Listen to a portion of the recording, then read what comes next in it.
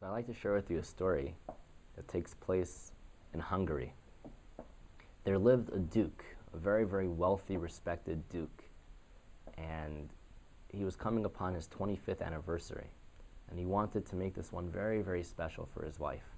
He was trying to find the perfect gift for his 25th anniversary, and he was thinking long and hard, and he figured that his wife loved music, singing, dancing, and he had heard that there was a bird called a myna bird. It was a very exotic bird, and this bird, what was so special about it was, although it was very, very small, but it sang beautifully.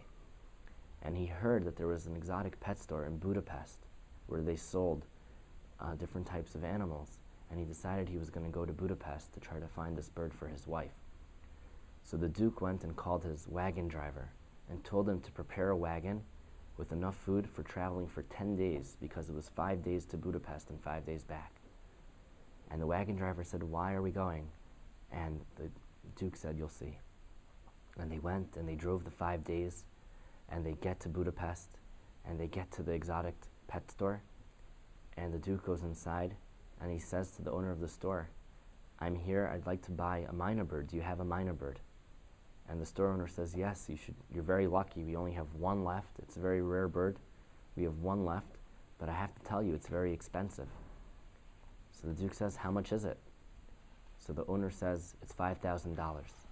The Duke says, $5,000 for a little bird?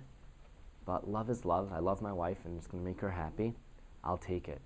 So he goes and he pays the $5,000, and the store owner puts the bird inside a little box, and the Duke comes back into the carriage with his little box with a little bird inside of it.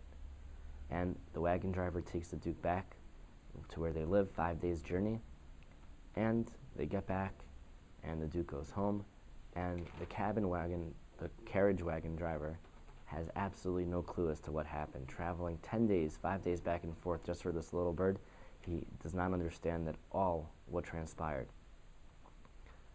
A few months later, the wagon driver, he's coming upon his 25th anniversary, and he wants to get his wife something special as well.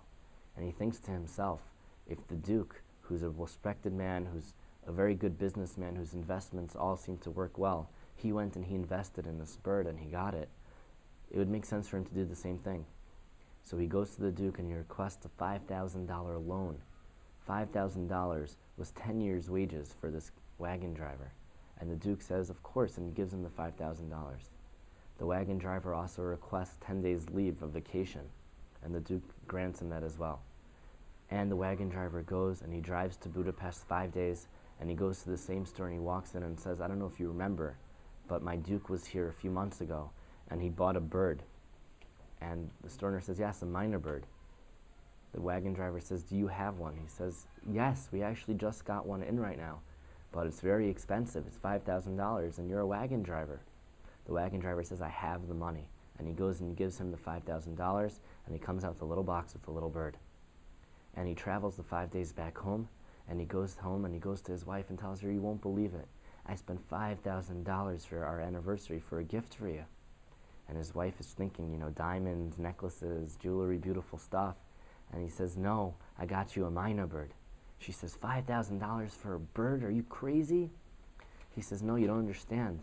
The Duke, who's a very smart, respectable person, he got this for his wife for her 25th anniversary, and if he did it, it must be an amazing bird, and therefore I did it for you as well. And therefore, listen, dear, let me tell you what you got to do. You have to go, and you're going to take a pot, and maybe grab some garlic and some pepper and some carrots, and you're going to cook this bird because it's probably the tastiest bird we've ever had in our entire life." And that's what his wife does. She goes and grabs her best recipe, and she takes the bird, which is obviously no longer singing, and they cook it. And when they cook it, it becomes even a little bit smaller. And they sit down, they set the table beautifully, and they go and they take this little piece of bird, chicken, and they cut it in half. And the husband says to his wife, "You taste it first." So she goes and she takes a bite, and it's disgusting, it's terrible. She spits it out, and she says, "This is what we paid $5,000 for this dinner?" He says, "It can't be." And he goes and he tastes it, And it really is horrible. The next day, the wagon driver goes back to the Duke and says, "What's up with the bird?" The Duke says, "What do you mean?" So he says, "Well, I went and I also bought the bird." And the Duke says, "Is it singing? Does it sing beautifully?" And he says, "Singing? What are you talking about? We ate it." The Duke says, "You ate the bird? What's wrong with you? The beauty of the minor bird is not how it tastes, but it's how it sings." And the Duke realized what a foolish mistake this wagon driver had made, and what a waste of money and time this wagon driver had done. And the message is, unfortunately in life, the world sings the praise of Hashem.